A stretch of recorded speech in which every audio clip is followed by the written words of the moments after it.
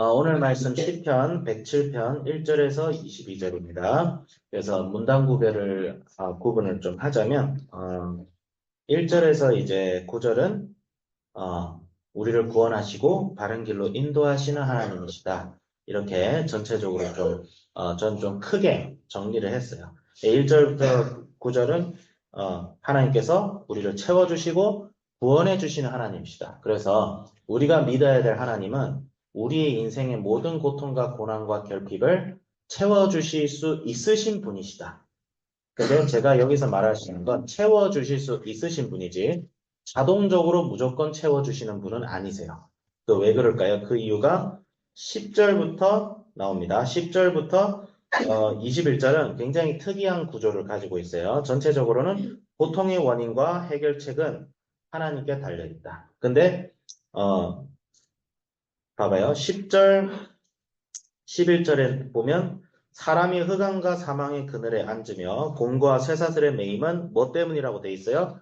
하나님의 말씀을 거역하며 기존자의 뜻을 멸시함이니라. 그러므로 그가 고통을 주어 그들의 마음을 겸손하게 하셨으니 라는 말이 나와요. 그러니까 하나님 여기서 우리가 줄이고 목마르고 피곤하고 고통하고 그 다음에 압제를 당하는 이유가 뭐라고 돼 있는 거예요?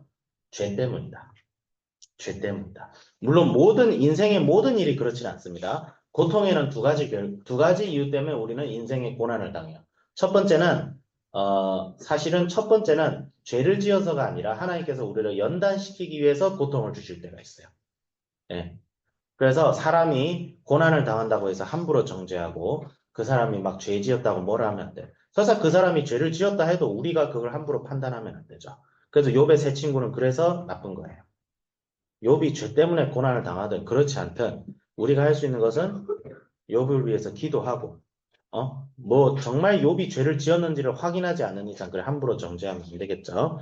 근데 여기서 고난의 원인을 죄라고 정의하고 있어요. 시편 107편이 우리가 예레미야 애가 뒤에 바로 나오잖아요. 이건 뭔 말이냐면 시편 107편이 쓰여졌을 시기가 남유다가 멸망했던 시기였기 때문에 107편을 이렇게 붙여서 넣은 게 아닌가 저는 이렇게 추측을 해봅니다. 시편은 1000년 동안 여러 저자들이 썼기 때문에 다윗의 시도 있고 여러 가지 사람들의 시가 있어요. 그런데 이제 17절을 보면 이런 내용이 나와요. 미련한 자들은 그들의 죄악의 길을 따르고 그들의 악을 범하기 때문에 고난을 받아. 18절. 그들은 그들의 모든 음식물을 싫어하게 되어 사망의 문에 이르렀더라.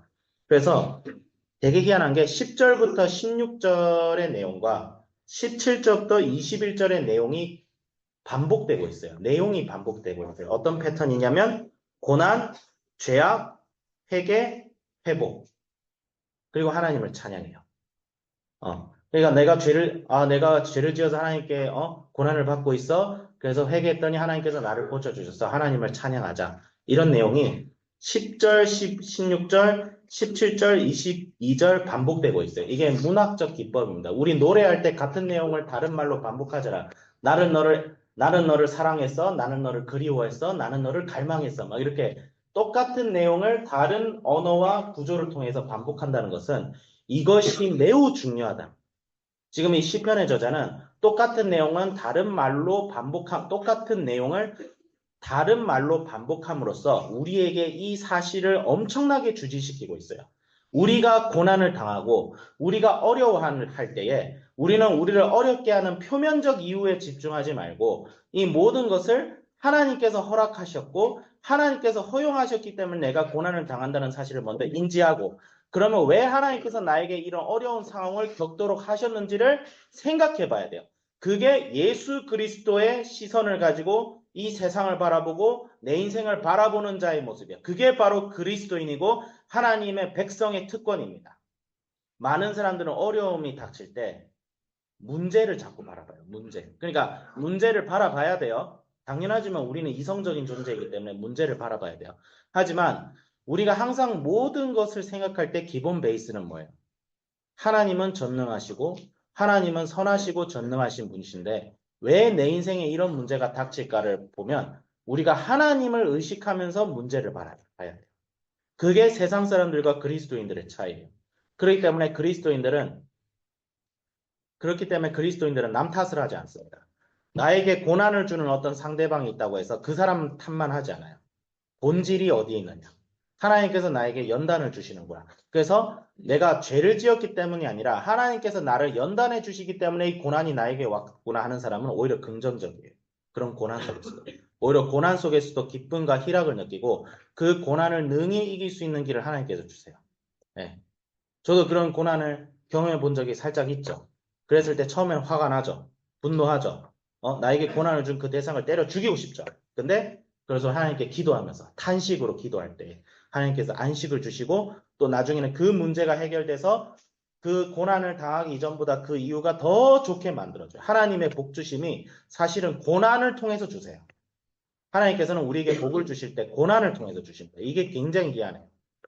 고난을 통해서 복을 주시는데 그 고난을 우리가 하나님을 의지하고 신뢰하고 주님께 원인을 찾으므로 함으로써 그 고난을 통과해가면 그 고난 이후의 삶이 더 풍성합니다. 단순히 뭐 돈을 많이 번다 적게 번다 이런 문제가 아니에요. 돈을 많이 벌면 더 좋죠. 근데 이제 그런 복 주심이 있습니다. 그리고 근데 죄로 인해서 고난을 당한다 하면 우리의 마음이 엄청나게 힘들어지고 엄청 불편해지고 회개하지 않으면 죽을 것 같아요. 그래서 예수님께서도 뭐라고 했어요? 예수님께서도 말씀에서 이르시기를 누가복음 13장에서 보면 그때 마침 두어 사람이 와서 빌라도가 어떤 갈릴리 사람들의 피를 저희 제물에 섞은 이로 예수께 고하니 이게 뭐냐면 이 당시 빌라도 총독이 예루살렘 사람들을 몇 사람을 학살을 했어요. 죽였어요. 비극이죠. 그런데 예수님께서 여기에 대해서 좀 위로를 해줘야 되잖아. 그러면 그런 비극이라죠. 아이고 안 됐다 세상에 어떻게 그런 일이 생기냐. 예수님 그런 말 안 하시고 뭐라고 해요? 2절에 뭐라고 하시죠? 대답하여 가라사대 너희는 이 갈릴리 사람들이 이같이 해받음으로써 모든 갈릴리 사람보다 죄가 더 있는 줄 아느냐? 너희에게 이르노니 아니라 너희도 만일 회개치 아니하면 다 이와 같이 망하리라. 또 실로암의 망대가 무너져 치어 죽은 18사람이 예루살렘에 거한 모든 사람보다 죄가 더 있는 줄 아느냐? 너희에게 이르노니 아니라 너희도 만일 회개치 아니하면 다 이와 같이 망하리라. 이게 무슨 말이에요? 예를 들어서 차 사고가 나서 누가 죽었다. 뉴스에 떴어. 그러면 예수님이 그 뉴스를 보시고 우리에게 뭔 얘기하는 거예요? 저 사람들이 죄를 너희들보다 더 저질러서 저 차 사고 당해서 재수없게 죽은 줄 아느냐? 너희들도 회개하지 않으면 이와 같이 망하리. 그 얘기예요. 그래서 결론을 짓자면 우리 하나님의 백성들은 교회는 고난 때문에 외부에 어떤 위협적인 요소가 있기 때문에 망하는 것이 아니고 회개하지 않기 때문에 망하는 거예요. 예. 어제 이제 우리 학생들은 잘 들었을 거예요. 선생님이 약간 열불 내서 얘기한 게 있죠. 근데 오해하지 마세요. 선생님은 동성애 반대 집회를 5년 전부터 한 2, 3년 전부터 계속 참여하고 있었어요. 거기에 반대하는 집회에 참여하고 있었는데 중요한 건 뭐냐면 외부적인 어떤 위협 때문에 교회가 망하는 게 아니에요. 교회는 회개하지 않아서 망하는 거예요. 오늘날 동성애 사상이 어디서 생겼어요? 유럽의 68운동에서 생겼는데 68운동이 왜 발생했냐면 유럽 교회들이 나치의 그 학살에 유대인들 600만 학살하는 것에 나치가 유럽을 지배할 때 한국 교회들이 유럽 교회들이 마치 신사참배에 동조하듯이 나치즘과 동조하고 있다가 전쟁이 끝난 후에 그것을 회개하고 돌이켜야 되는데 돌이키지 않았어요. 그냥 어물딱 넘어갔어요. 그래서 그 교회에 분노한 자들이 일어나서 동성애 운동, 68운동을 일으킨 거예요. 교회가 회개하지 않을 때기 때문에 동성애가 일어난 것이고 하나님께서는 그 동성애 운동과 68운동을 통해서 서구 교회를 심판하시고 지금 한국 교회까지 온 거예요. 사실. 교회가 회개하지 않았기 때문에 교회는 망하는 거예요. 다른 이유 없습니다.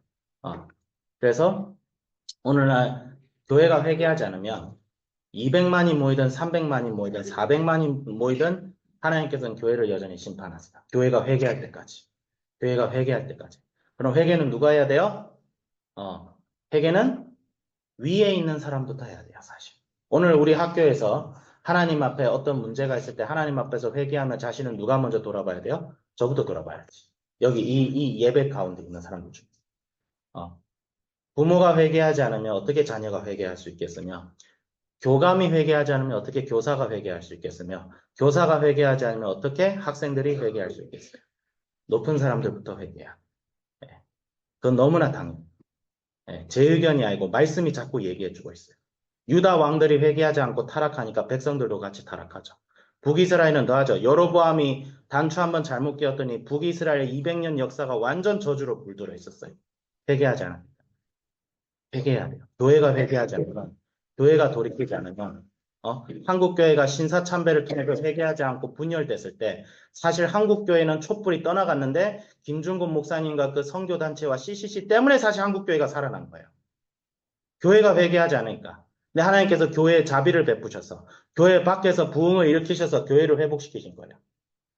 교회가 회복되지 않으면 됩니다. 하나님께서 언제까지 참아주실지 기도해야 됩니다. 네, 기도해야 됩니다. 그렇다고 뭐 어제 모였던 게 뭐 잘못됐다 그건 아니에요. 뭐 약간 예배 관련된 이슈가 있지만 저도 거기에 뭐 기도하고 기도로 했기 때문에 근데 본질은 뭐다? 회개다. 동성애 반대해야 돼요. 심각합니다. 근데 왜 하나님께서 그런 엄청나고 그런 광기를 허락하셔서 교회를 흔들고 계시는가? 그 하나님께서 허락하셨기 때문에 동성애 일어난 거예요. 하나님이 허락 안 했는데 동성애 일어나면 하나님 전지전능한 거 아니지? 그건 하나님 우리가 믿는 신이 아니지. 하나님이 허락하셨어요. 그리고 우리가 교회가 먼저 자기 모습을 되돌아봐요. 네. 그래서 나부터 되돌아보자. 나부터 되돌아보자. 저는 특히 더하죠. 강단에 서 있는 사람이 회개하지 않으면 반드시 망합니다. 네. 그래서 강단에 김난주 목사님께서는 저한테 조언하시기를 강단에 자주 쓰려고 하지 마라. 특히 많은 사람들 앞에서 얼굴을 드러내려고 하지 마라. 그 얘기 자주 하세요. 반드시 대가를 지불합니다. 하나님이 받아야 될 영광을 자기가 독차지하는 순간 인생은 망한 거예요. 아무리 풍족해도 인생은 반드시 허무해집니다. 그래서 대형교회 목사님들의 말로가 대부분 좋지가 않아요. 심지어 김중곤 목사님마저. 네. 그렇기 때문에 반드시 그 사실을 저부터 명심하고 우리도 하나님 앞에 문제가 있을 때에 문제에 집중하지 말고 하나님께 내 인생이 달렸다 생각하고 그래서 하나님을 의지한다면 우리는 고난 중에 있어도 회복될 수 있고 그리고 고난 중에 회복하고 또 우리가 하나님의 말씀대로 회개하게 하시는 그 은혜도 하나님께서 주시는 은혜다. 그래서 오직 은혜와 감사로 나아갈 수 있겠다. 그렇게 확신을 하면서 오늘 하루도 승리하시길 바라겠습니다. 기도하겠습니다. 하나님 아버지 감사합니다. 주여 승리하게 하여 주시옵소서. 승리는 오직 여호와 하나님께 달렸습니다. 이 전쟁은 여호와의 전쟁입니다. 우리가 하는 전쟁이 아닙니다. 우리는 어떻게 해야 되면 우리가 주님 편에 설지 하나님이 우리 편에 있다고 얘기하기 전에 우리가 먼저 주님 편에 서게 하여 주시옵소서. 감사드리고 주 예수 그리스도의 이름으로 기도드립니다. 아멘.